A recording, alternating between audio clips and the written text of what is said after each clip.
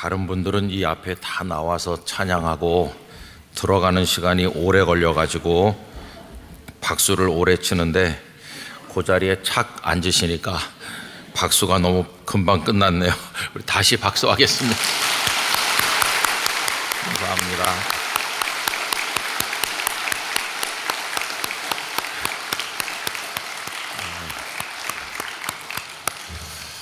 어렸을 때 교회에서 불렀던 어린이 노래, 어린이 찬송가에 실려 있는 그 찬송 중에서 갈릴리야 갈릴리야 너의 이름 아름답다 소리 높여 노래하자 아름다운 갈릴리 그런 노래. 그거 누구 혹시 아세요? 그 노래 아세요? 제가요 요만했을 때 이렇게 손 이렇게 해가지고 앞에 나가서 갈릴리 이렇게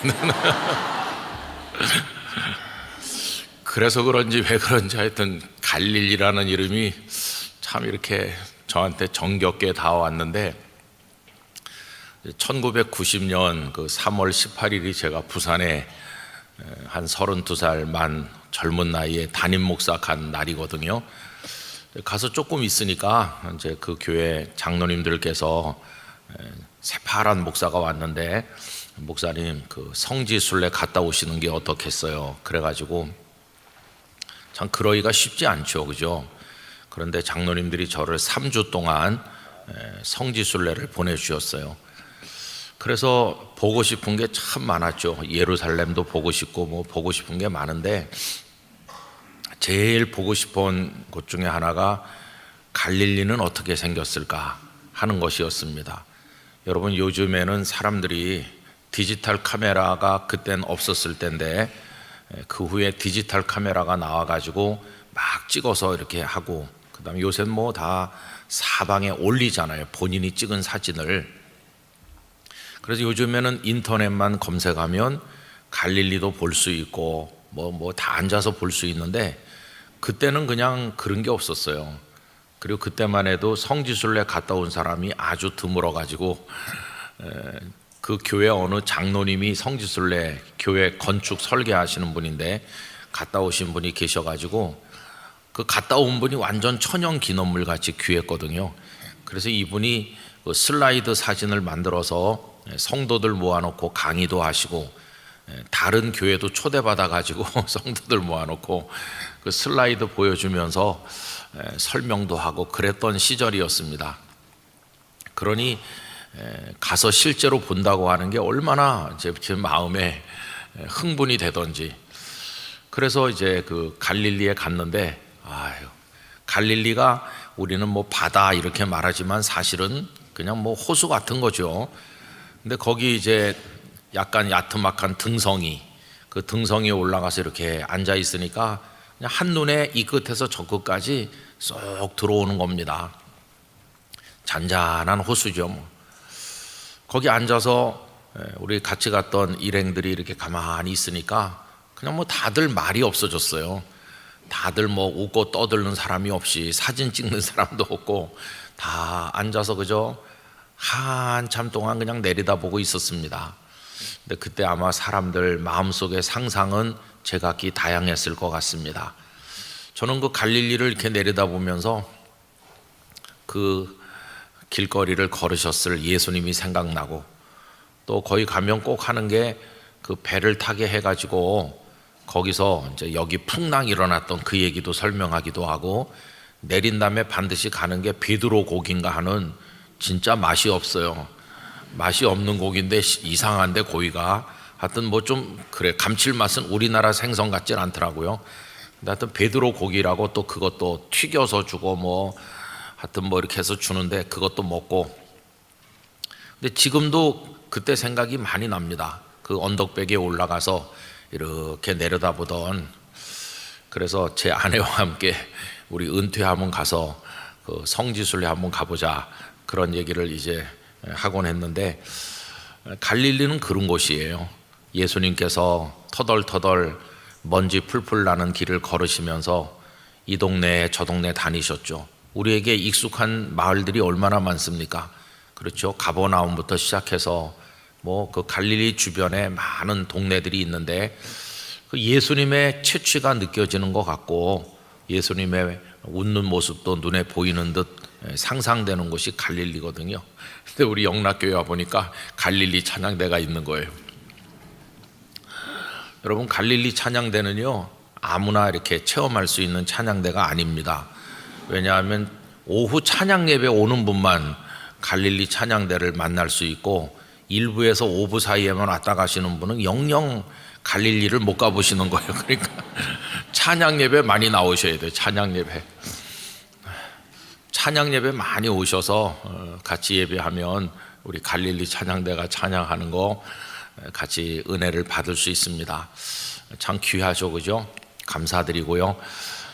오늘 또 우리 안수 집사님들께서 식사도 제공해 주시는데 우리 영락교회 기둥 같은 분들이십니다. 집사님들이 튼실하게 다 스데반 같은 집사님들이 되신다면 영락교회 모든 사역과 활동이 건실해질 거라고 믿습니다. 우리 집사님들을 위해서 많이 기도해 주시고 또 격려해 주시기를 부탁드립니다. 이제 내일과 다음 주일에 항존직 선거를 합니다. 그렇죠? 그래서 이제 장로님도 안수 집사님도 우리가 선택하는데 기도 많이 하셔야 되고요.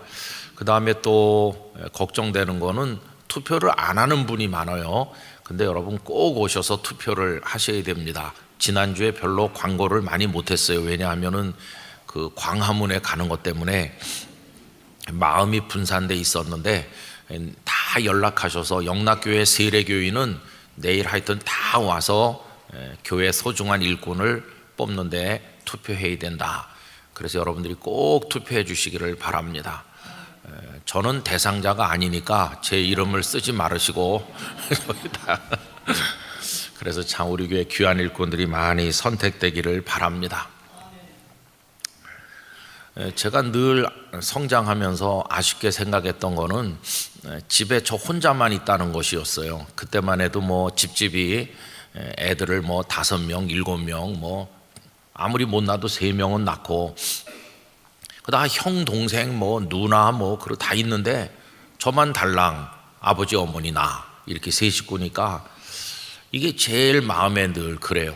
집에 가도 쓸쓸하고 또 동네 나와서 이렇게 놀아도 기가 죽는 거예요. 그럼 뭐 형들 다 와가지고 뭐 편들고 그러는데 저는 맨날 이제 혼자고 또 학교 가도 애들 맨날 자기네 형제 얘기하는데 저는 또 얘기할 형제도 없고 이제 그런 게 이제 마음에서만 좀 풀이 죽는 게 아니라 놀 때도 풀이 죽습니다. 그래갖고 애들이 연을 만들어서 날리는데 그 형이 뭐 만들어줬느니 그러면서 막 연을 뭐 오징어 연도 만들고 뭐 방자 연도 만들고 희한한 걸 만들어가지고 그래서 날리는 거예요. 저는 누가 그 만들어주는 사람도 없고 그래서 애들 연 날리는 거 그냥 옆에서 이렇게 구경하는데 좀 나도 좀 해보자 이러다가 이제 참 상처도 많이 받고 그랬는데 그거 안 빌려주더라고요. 별것도 아닌 거 가지고 와 이렇게 그래서 연에 이제 한 맺히고 그랬는데 얼마 후에 이제 가니까 이제는 문방구에서 연을 파는 거예요. 문방구에서 파는 연 아시죠?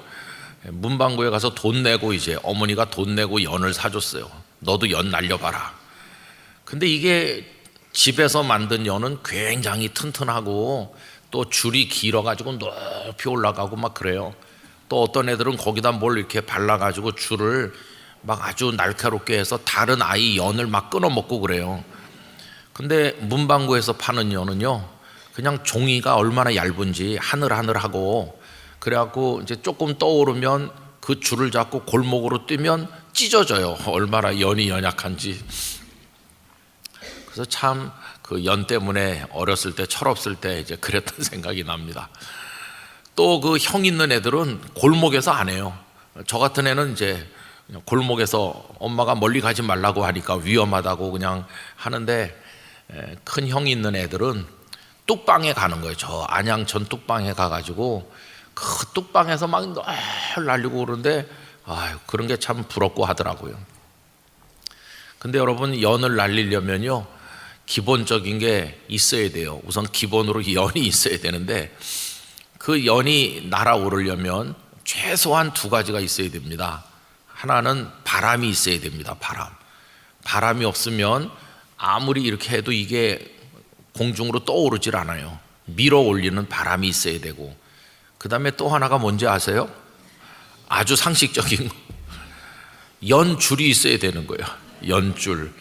연하고 이걸 나하고 연결해주는 줄이 있어야지, 줄이 없으면요 어떻게 날리겠어요? 그냥 연을 들어서 이렇게 공중에 날려봤자 족이 가서 떨어지잖아요. 그러니까 이게 연줄 없는 연은 못 날리는 겁니다. 그리고 또 혹시 이만큼 날랐다 해도 바람이 불면은 저리 날아가 버리고 그러겠죠. 연줄이 있으면은 팽팽하게 당겨지고 또 이렇게 풀었다 말았다 하면서 높이 바람을 타고 올라가는 거죠. 그래서 요새도 세상살이 할 때 이렇게 물어보죠. 뭐 어려운 뭘 좀 하려는 사람이 배경이 없어서 힘들어하면 연줄이 없구나 이렇게 말해요. 그죠? 연줄이 소위 말하는 우리 사회에서 통하는 백이라는 거예요. 백 있는 사람은 그냥 안 될 것도 되게 하고, 불공정한 사회가 되면 안 되는데 뭐 그런 게 또 현실 속에 없는 것도 아니잖아요. 그래서 여러분, 연줄이 있어야 된다고 그러는 이유가 바로 그겁니다. 연에는 줄이 있어야 높이 날아오르고 또 다시 안전하게 회수도 할 수 있고 그런 거죠. 그럼 우리 그리스도인들이 이 세상을 살아가는 데 있어서 우리가 연이라고 한다면 그 연줄에 해당하는 건 뭘까요? 연줄에 해당하는 건 어떤 분이 가르치기를 성도에게 연줄은 기도다 그렇게 말했어요. 여러분, 우리라고 하는 초라한 존재를 저 창공 위에 높이 올릴 수 있는 비결은 기도입니다. 기도를 드리는 겁니다. 그러면 이 연줄만 있다고 연이 나는 건 아니고, 아까 제가 뭐가 또 있어야 된다고 그랬죠? 적당한 바람이 있어야 된다고 그랬는데, 성도가 하나님 앞에 기도할 때 성령의 바람이 우리를 높이 올라가게 하시는 줄 믿습니다. 그 성령의 바람이 기도할 힘을 주시고 우리로 기도하게 하시는 거죠. 그래서 성도는 반드시 기도해야 됩니다. 요세푸스라고 하는 역사학자의 그 유대인 역사가의 기록에 보면 유대인들은 보통 이렇게 3번 기도했는데, 이른 아침, 구약 성경에 보면은 아침 제사가 있거든요. 그 이른 아침에 제사하는 시간쯤 기도하고, 그 다음에 두 번째로는 오후 3시 기도를 드리는 거예요. 우리 시간으로 오후 3시. 그래서 그때는 해가 지기 시작하는 시간이다. 유대인들은 그렇게 인식했습니다. 그래가지고 그때 기도를 드리고 예배를 드리면 이제 해가 지고, 해가 지면 이제 하루가 마무리되는 거고, 어둠이 깊어가면 새날이 시작되는 거죠. 그 사람들은 이제 그때가 캄캄해질 때가 이제 새날이 시작되는 걸로 생각했으니까. 그리고 3번째 기도는 소위 황혼 기도라고 그래가지고 햇빛이 다 사라진 캄캄해질 때 또 황혼 기도를 드리는 거죠. 이걸 개인 차원에서도 드리고 성전에 모여서도 했었다고 그렇게 돼 있어요. 근데 이제 황혼 기도는 성전에 모이기가 좀 어려울 수도 있죠. 시간이 늦으면. 그래서 나중에 예수님 당시쯤 와가지고는 하루 3번 기도가 어떻게 변형됐냐 하면은 오전 9시에 기도하고, 그 다음에 낮 12시에 기도하고, 오후 3시에 기도하는 걸로 변형됐습니다. 성경에는 3시, 6시, 9시 이렇게 돼 있는데, 성경에 나오는 시간에다가 6을 더하면 오늘 우리 시간이 됩니다. 그러니까 오늘 본문에 읽은 말씀에 제9시 기도 시간에라고 돼 있는데, 9시는 요즘 시간으로 오후 3시가 되는 거죠. 베드로와 요한이 오후 3시 기도 시간이 돼서 성전에 올라간다. 오늘 오이코스 성경 읽기 중에서 요 한 절을 선택한 것인데요, 성전에 올라가는 이유가 뭘까? 베드로와 요한이 성전에 올라가신 이유는 뭘까? 다른 게 아니었어요. 기도하기 위함이었어요. 기도하기 위함. 저는 이 말씀이 참 중요하다고 생각합니다. 우리 그리스도인들이 무엇을 위해서 많이 해요? 우리가 바쁘게 예배당을 향해서 이렇게 걸음을 재촉하면 누가 물어봐요. 아니, 왜 이렇게 바쁘게 가? 나 지금 예배당 가는 길이에요. 그리고 예배당 왜 하러 가? 우리 유년부에 일이 있거든요. 여전도에 할 일이 있거든요. 우리 보통 그렇게 말해요. 그게 중요하긴 한데 저는 오늘 우리 새벽에 앞으로 우리 말에 왜 그렇게 서둘러 가 그러면 이렇게 말할 수 있길 바랍니다. 저 기도하러 가요. 기도하러 가는 일이 점점 줄어들고 있어요.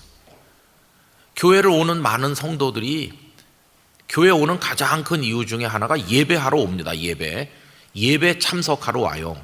그 다음에 또 뭐 내가 맡은 부서나 뭐 여전도의 남선교회 일하러 와요. 섬기러 와요. 그런데 순수하게 나 기도하러 갑니다. 이렇게 하는 분이 글쎄 얼마나 있을까? 아마 저는 거의 없을 거라고 생각합니다. 그냥 와서 물론 예배 속에도 기도가 있죠. 그리고 또 뭐 이렇게 여러 가지 일 하다 보면 자 우리 기도하고 오늘 시작합시다. 그럼 시작하는 기도도 하고 또 봉사 열심히 하다가 누가 집에 가기 전에 기도하고 집에 갑시다.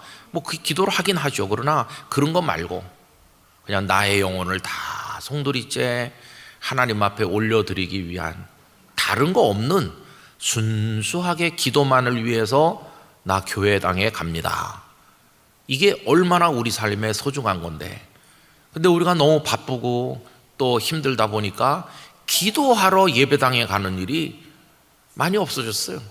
그래서 유일하게 있다면 새벽 기도에 오시는 분은 아마 기도하러 오시는 거겠죠. 새벽 기도 오는 분은 기도하러 오는 겁니다. 그리고 대부분은 기도하러 예배당에 가는 일이 없어요. 그러니까 기도는 우리 일상 속에서 하나님을 섬길 때 그냥 저 구석 변두리에 있는 부스러기 같이 전락했어요. 그게 하나님 앞에서 우리의 핵심이고 메인인데, 기도하러 예배당에 간다, 이게 얼마나 중요한 건데 우리는 그냥 이렇게 변두리로 밀어놨어요. 그래서 여러분, 연줄이 끊어지기 직전이에요. 연줄이 끊어지고 나면 아무리 잘 만든 방자연 크고 튼튼한 것도 그냥 땅에 떨어져서 곤두박질 치는 겁니다.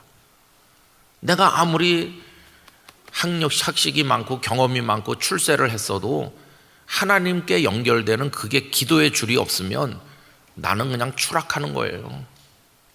여러분, 우리 영락교회 성도들이 기도하는 성도가 되길 원합니다. 기도하러 하나님의 집에 가는 사람 되길 원합니다.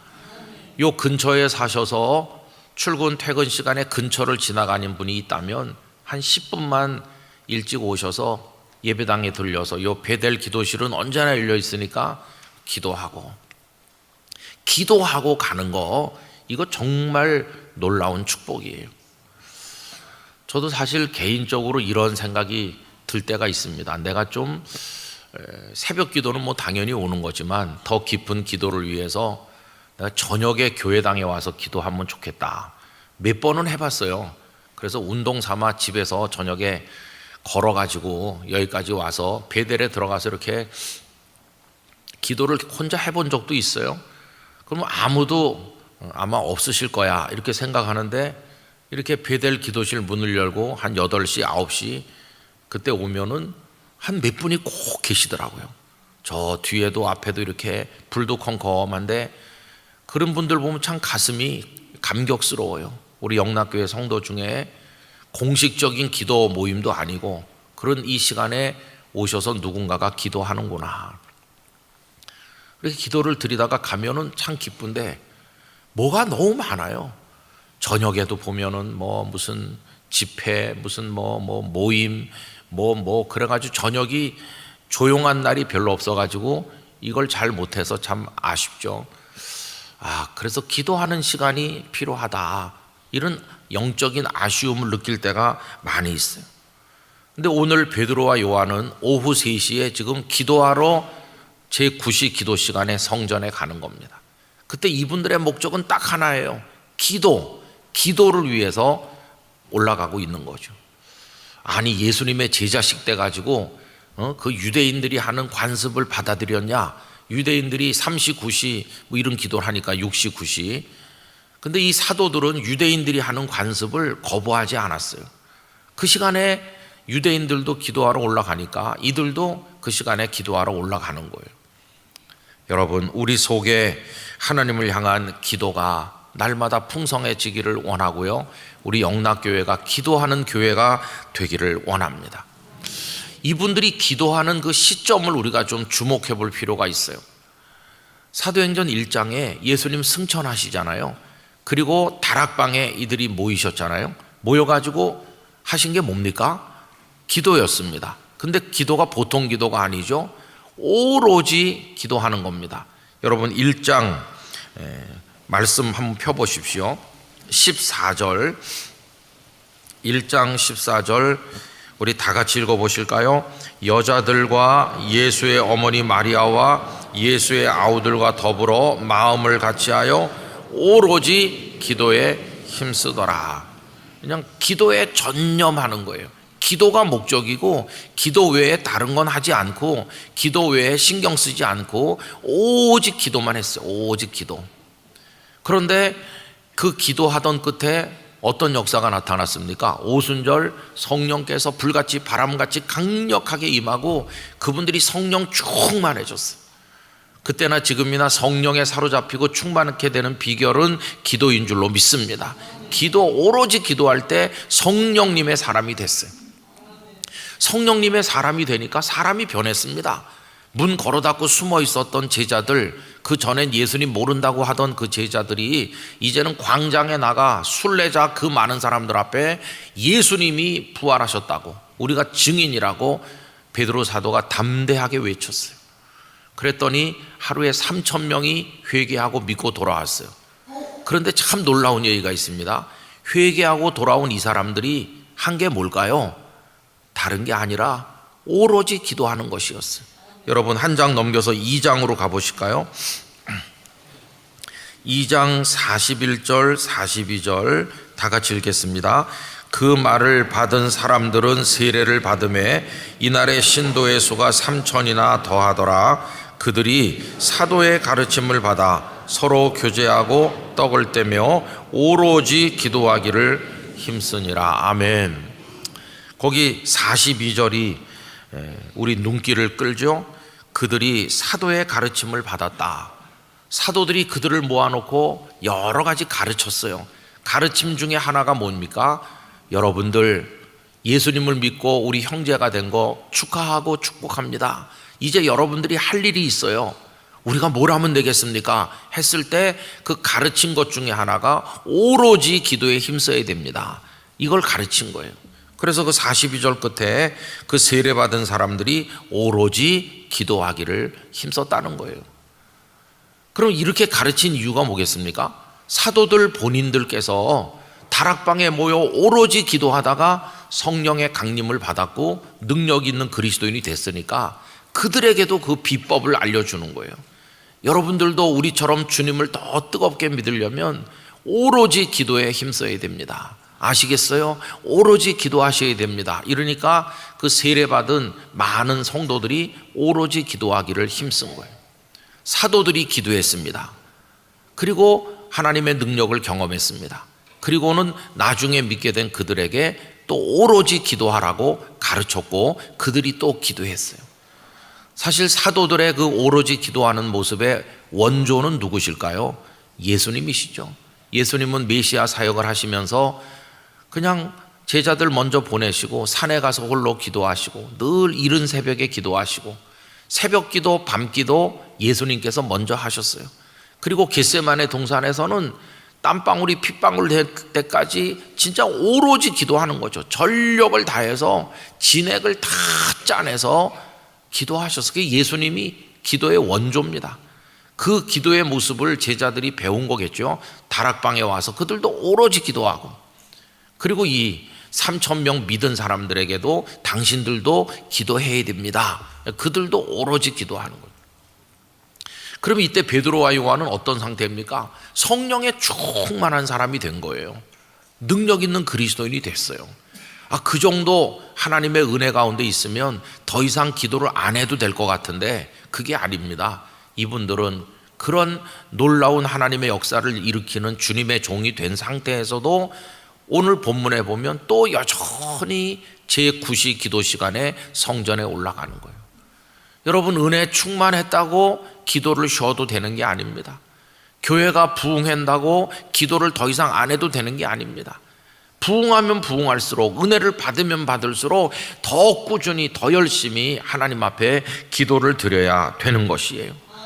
저는 그래서 우리도 기도하러 예배당에 오는 삶을 살아갈 수 있기를 바랍니다.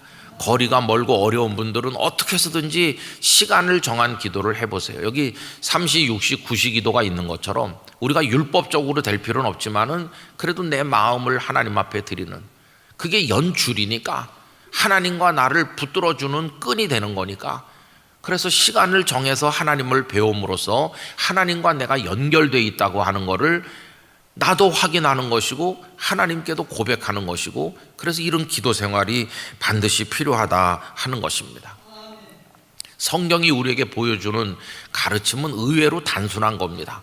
굉장히 성경에 율법도 많고 복잡한 것 같지만, 사실 하나님이 계시고 여기 인생이 있다고 할 때 그 관계는 굉장히 간단한 겁니다. 이 병들고 연약한 인생이 하나님의 은혜를 구하여 하나님께 나가는 게, 그게 신앙의 구조입니다. 얼마나 간단해요.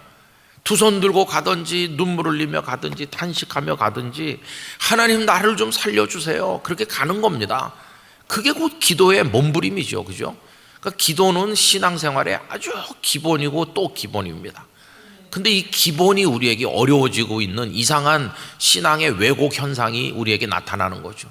가장 기본인데 가장 어려운 일이 됐어요. 마치 하루 세 끼 밥을 먹어야 사는 건데 밥 먹는 게 어려워진 사람과 같아요. 밥을 먹는 게 어려워지면 죽음이 다가오는 겁니다. 안 넘어가거든요. 병원에 계신 말기 환자들 보면 음식을 잡수시지 못하거든요. 입이 써서 못 먹겠고 넘어가질 않고 소화가 안 되고, 그래서 가장 기본인 음식 섭취가 안 되기 시작하면 이분이 이제 다 돼 가시는구나 그러잖아요.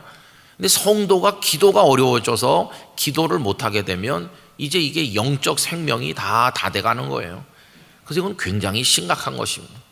저는 우리가 기도로부터 다시 회복되기를 원합니다. 갈 길을 잃었을 때 어디서 출발할까?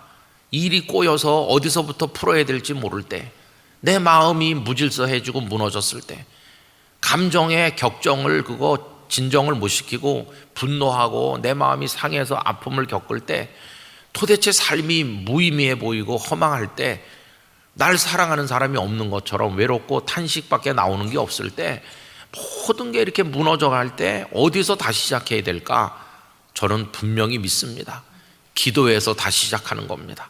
출발점은 기도입니다. 하나님 앞에 무릎을 꿇는 데서부터 다시 시작될 줄로 믿습니다. 그러니까 다시 기도를 시작해야 되는 것이.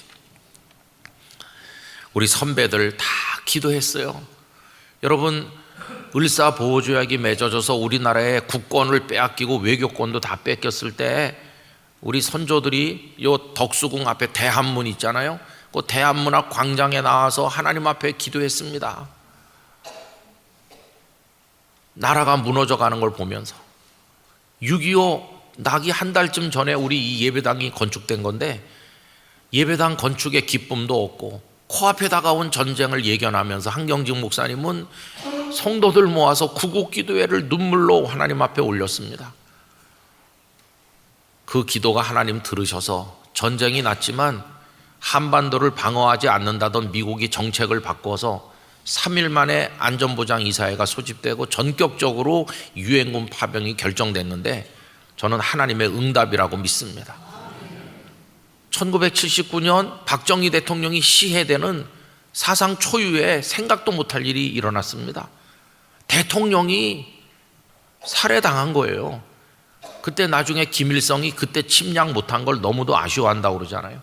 우리나라는 정말 풍전등화의 위기에 있었는데, 그 11.6 사태 이후에 세문안교회 예배당에서 우리 교단의 목사님들이 가득 모여서 하나님 앞에 나라를 위해 회개하며 눈물로 그냥 매일같이 기도했습니다. 여러분, 기도로 살아나온 대한민국이에요. 기도로. 우리 영락교회가 오늘 여기 있기까지도 기도로 버텨온 줄로 믿습니다. 기도. 근데 지금 또 우리 초유의 상황을 경험하잖아요. 뭐 동성 결혼을 하겠다는 둥 뭐 별소리가 다 하고 있잖아요.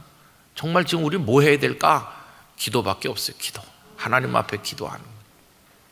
그래서 우리 기도할 수 있길 원합니다. 김 목사가 뭐 맨날 기도하라 그러지 그럼 기도하지 말라 그러겠어? 이렇게 생각하지 마시고 마음으로 좀 이렇게. 그래서 여러분 광고를 하나 드리면 11월 6일과 13일에 영락기도대에서 기도학교를 엽니다. 거기 가셔서 하나님 앞에 어떻게 기도하는지 배우면서, 예수님은 기도를 가르쳤거든요. 너희는 이렇게 기도하라. 하늘에 계신 우리 아버지, 그 주기도문 가르쳤거든요. 기도는 여러분 나오는 대로 하는 게 아니라 배워서 하는 것이고 성경의 원리에 따라 하는 게 참 좋다는 것을 알 수 있어요. 그래서 생활이 분주하시겠지만 여러분 기도의 시간을 정하시길 바랍니다. 우리에게도 3시, 6시, 9시가 있기를 원합니다. 3시, 6시, 9시는 참 암시하는 바가 큽니다. 3시, 오전 9시. 회사로 말하면 출근해가지고 하루 업무가 막 시작되고 사방서 전화가 오고 그러는 시간인데 그때 기도를 어떻게 하지? 그 다음에 6시, 점심시간. 오히려 6시에는 밥 먹는 시간 잠깐 빼서 기도할 수 있겠네요. 오후 3시 하루 마무리 업무가 바쁠 때인데 뭐 다 바쁠 때죠. 3시, 6시, 9시. 그런데도 가장 바쁘고 분주한 시간일수록 더 많이 기도하는 거예요. 더 하나님을 의지하는 것이에요. 여러분, 그래서 하나님과 우리 사이에 이 줄이 끊어진 게 아니라 연결돼 있어야 됩니다. 연결돼 있어야 돼요. 영락교회와 하나님 사이에 기도의 줄이 튼튼하게 연결되어 있기를 원합니다. 여러분, 우리가 오늘 여기 있는 것은 그동안 우리가 기도 생활을 잘해서 그래서 이게 잘 연결되어 있기 때문이 아니라 아마 그 기도의 줄이 끊어진 사람이 태반으로 많을 거예요. 근데 어떻게 우리 여기 있나? 우리의 기도의 줄은 끊어졌지만 하나님의 사랑의 줄은 끊어지지 않아서 그 줄이 우리를 붙들고 있어서 그래서 우리가 떠내려가지 않고 있는 거예요. 두 가닥 줄이 다 연결되어 있어야 되죠.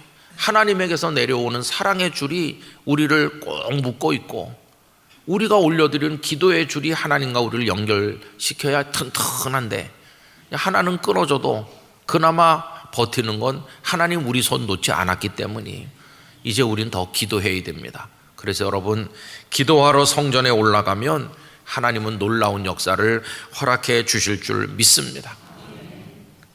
그 다음 얘기가 뭔가요? 기도하러 성전에 올라가는 중에 안진뱅이 장애인을 일으켰잖아요. 그죠?